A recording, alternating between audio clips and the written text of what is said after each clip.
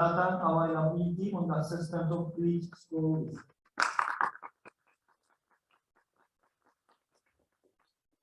Yes, hello everybody. First of all, thank you very much for having me today in this nice meeting. Today I'm going to present our study that we have done together with my colleague, Dr. Glenn from University of Surrey, when I was working there. It's about the impact of the model data availability on the assessment of the breach Scour risks. First of all, I would like to make a definition for the Scour because it's a very technical term. The Scour is the removal of materials from the riverbed, from the banks of a river channel, and from around the structure foundations. And as you can see from the figure on the right side, we can divide the Scour, the total Scour mechanism, into three different types. The first one is the general Scour, which is simply the lowering of the riverbed elevations. The other one is the construction Scour, or constricting Scour. It's formed when we narrowing down the channels, and the last one is the local Scour, which occurs locally around the breach elements, such as the piers or the elements. And not only the bridges, of course, in other hydraulic structures, they are also subject to the Scour around their foundations, as you see. You can see downstream side as typical spillway example. This is the wave up right side, and this is the wave. And when we look at the situation in the United Kingdom, according to the report, which is UK Climate Change Risk Assessment, breach Scour was identified as one of the four major climate change risks to the railway infrastructures, and based on the period between 1946 and 2013, 138 events of the breach and culvert failures have been recorded, and the Scour around the piers, which is also a local Scour, has been found as the most common type of that failure. And there is another interesting statistics. On average, around 1.9 structures failed per flood event. And here you can see two most commonly used Scour risk assessment codes in the United Kingdom, EX2502, and the Syria, which is more updated one. And here you can see equations, or let's say the Scour models that they are using to assess the Scour, calculate the Scour depths and assess the Scour risks. Here, I would like to highlight that we have to estimate some specific hydraulic outputs, such as velocity, the flow depth, the floodplain width, the depth on the floodplain. So, and we also need to put into the model some parameters specific to the elements, structural elements.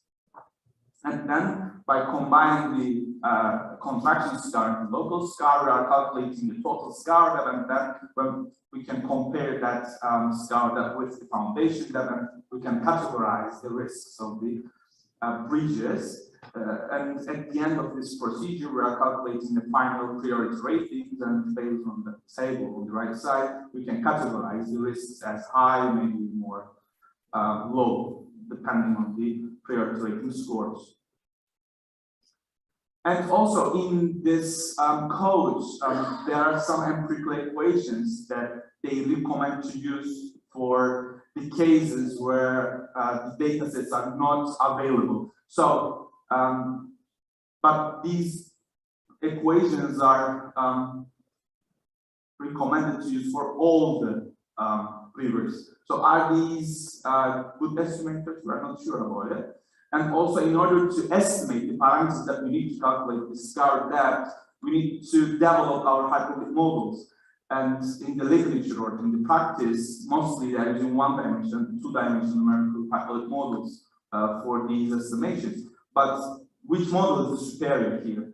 Or which parameter is more important? Because, you know, in order to develop such these hyperbolic models, we need detailed data sets. And most of the time, accessing to that kind of data sets are not possible, or they may require extensive surveys or the fieldwork. So according to the infrastructure owners, this means money and time. So is it worth to collect all the data sets or not? So in our study, we tried to answer all of these questions, and we examined the Scour risk assessment of the bridges under different model data availability scenarios. I will mention these scenarios in the following slides. We also compared these two commonly used Scour risk assessment in the UK for the railway bridges.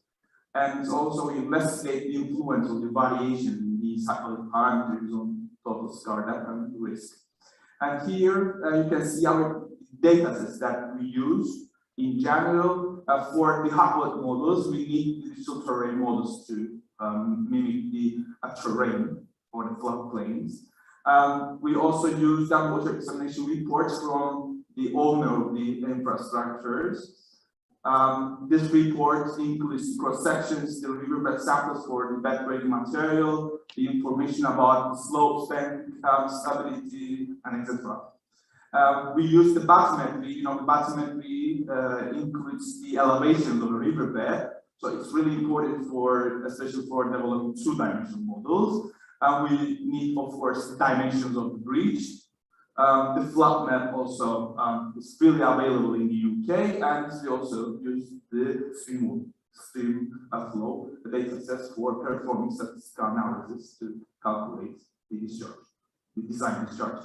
And here in our study, we use both 1D and 2D hyperbolic models by employing the Hegla software. And here is our scenarios. We have created 4 different scenarios based on the data availability. On the left side, these are our main data sets. And in scenario 1, we assume that all the data sets are unknown. So we only use the empirical equations that the codes recommend us. In scenario 2, we make only the freely available data sets as available for this scenario.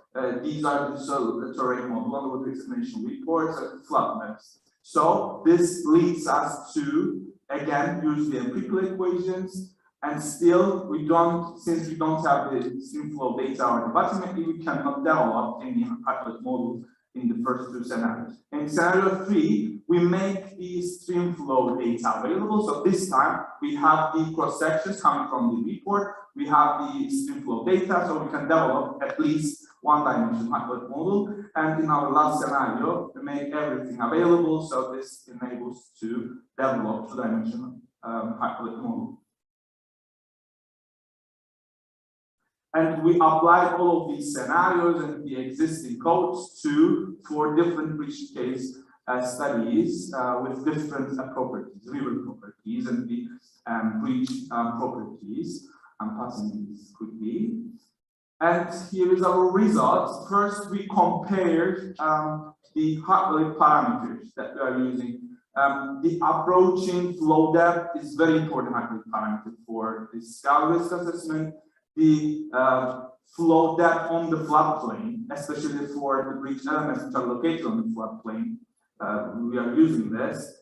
The width of the floodplain is important, and the velocity is also important. And we found that in scenarios 1 and 2, where the hyperbolic models are not available,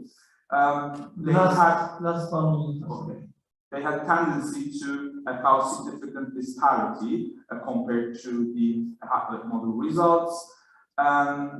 We found that it's expected when we use the 1D hyperbolic model, this difference in the results reduced, and also we found that the 1D models tend to gain better results if the floodplains are narrow And lastly, even for the cases where the 2D flow conditions are dominating the area, one may fail to correctly simulate the flow. And last thing is the results about the Scour risk. Let me summarize it. We found that especially for the cases where the risk scores are very close to the thresholds, by the addition of the extra data sets may change the risk. So for instance, in the case study 4, by the additional or by using the two-dimensional hyperbolic model, the risk of a breach has changed from medium to high. So we can say that if this assessment was done by using one-dimensional model only, we would categorize the risk as medium. But as you see, by using the additional data sets, by using bathymetry here, we got more reliable results, let's say, and we found the risk as high. The other results are related to the sensitivity. We performed a sensitivity analysis and we found out that the most sensitive parameter is the velocity. So in the EX code, which was developed for the railway bridges in the UK, they ignored the effect of the velocity. So we found that it's the most important one. So the EX code should be updated. Here we have all the other conclusions, and in this paper you can find all of these results and the others, which was published in the Natural Hazards in this year. Thank you for listening. Thank you.